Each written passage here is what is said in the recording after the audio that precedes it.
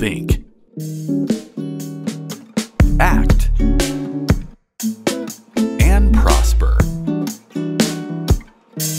You are now tuned into the Money Level Show. Hey everyone, welcome back to the Money Level Show, where we think, act, and prosper. So today I'm just going to give a quick update. I'm not going to make this a long, drawn out video. I know that I've been telling you all a lot about the food crisis that is coming and how the prices of food is going to skyrocket. So I just saw this video today. President Joe Biden was actually with NATO and he did a speech and he actually talked about the coming food shortages and the food crisis. So we're going to go ahead and jump into this video on my Twitter account so that you all can see for yourself the president come out and talk about the food crisis. So I've been letting you all know this for about the last month. Doomberg came out, and I believe it was in October, November, did an article called Starvation Diet, talking about some of these things. But obviously, ever since Russia invaded Ukraine, this has exacerbated the problem, and we're starting to see some food shortages around the world. And I've talked to you all about a lot of the countries that are actually focusing on grain security and how a lot of countries in Africa are going to experience starvation and stuff. And so this stuff is very dangerous. This stuff is very concerning, especially just thinking about, just how we're all impacted by politicians' decisions. So we're going to go ahead and jump into this. All right. So now looking at my Twitter, and I'm on this, it's called C-SPAN. I don't even know. I guess it's Washington, D.C.'s Twitter account or something, whatever it is. So anyways, you see these videos, Joe Biden talking about Russia needing to be removed from the G20 and everything. So I'm just kind of scrolling down. And here's the video where he talks about food shortages. So let's go ahead and play this and see what he has to say. Regard to food shortage, yes, we did talk about food shortages. And it's going to be real. The price of these sanctions is not just imposed upon Russia.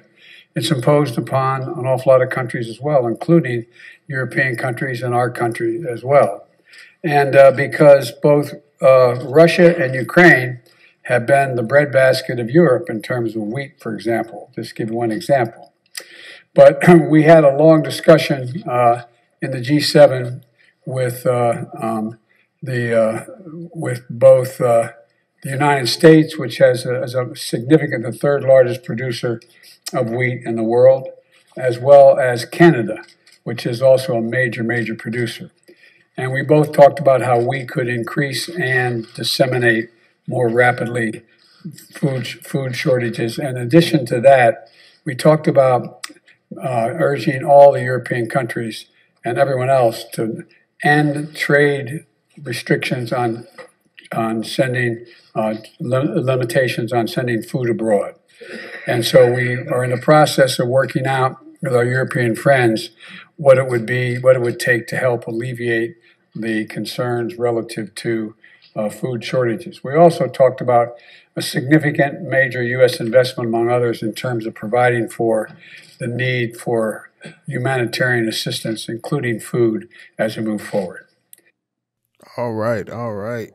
So we heard Joe Biden say it himself. Food shortages are coming. And he said that the sanctions that was placed on Russia not only affects Russia, but it affects the globe. This is global trade. So Russia and Belarus, Ukraine, that whole area actually produces about 1/3 of the world's wheat. And you just think about how many things wheat goes into. I mean, look at the ingredients on the boxes of the things that you may eat, the ingredients in the food that you eat. A lot of times you're going to see wheat, right? So they produce about 1/3 of the world's wheat. And when you're looking at global trade, this is a big disruption to global trade. So a lot of people are going to go hungry. And this is very unfortunate. So Joe Biden did admit himself that these sanctions do impact the global trade. It affects the United States. It affects a lot of other countries. He also mentioned that Canada and the United States needs to ramp up their production or whatnot to try to help help the food crisis or whatnot. But, one of the other things that he didn't mention is that Russia actually exports a lot of fertilizer. So when you're talking about wheat and farming, fertilizer is a big one. And Russia is a big commodity producer and exporter of that.